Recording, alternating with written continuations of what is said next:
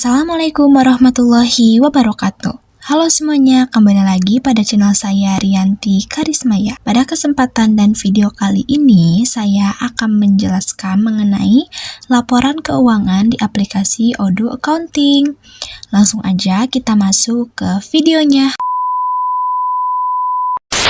Nah, jadi di sini yang pertama ada pengertian laporan keuangan. Laporan keuangan di Odoo Accounting adalah fitur untuk menyusun, mengelola, dan menganalisis data keuangan perusahaan secara otomatis. Laporan ini mencakup informasi mengenai kinerja keuangan, posisi keuangan, serta aliran kas perusahaan yang dirancang untuk membantu dalam pengambilan keputusan strategis. Selanjutnya di sini ada jenis laporan keuangan di Odoo. Yang pertama itu ada balance sheet atau neraca yang menampilkan posisi keuangan perusahaan termasuk aset, liabilitas, dan ekuitas pada periode tertentu. Yang kedua ada profit and loss statement atau laporan laba rugi yang memberikan informasi mengenai pendapatan, biaya, dan laba atau rugi selama periode akuntansi tertentu. Yang ketiga ada cash flow statement atau laporan arus kas,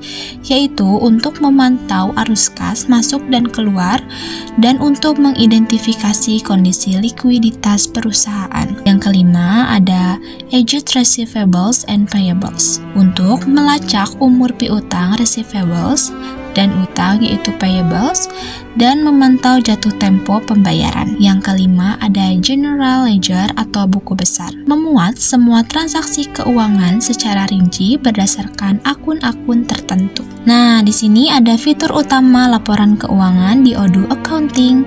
Yang pertama itu ada otomatisasi pembuatan laporan. Laporan keuangan disusun otomatis berdasarkan data transaksi yang telah diinput dalam modul accounting.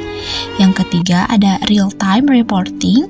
Semua laporan diperbarui secara real-time sesuai dengan transaksi terbaru, memungkinkan monitoring keuangan yang akurat. Yang ketiga ada kostumisasi laporan. Odoo memungkinkan penggunaan menyesuaikan format dan isi laporan sesuai kebutuhan bisnis, termasuk mengubah filter, periode, dan kategori akun. Yang keempat di sini ada integrasi antar modul. Data dari modul lain seperti inventory, sales, dan purchase otomatis tercatat dalam laporan keuangan.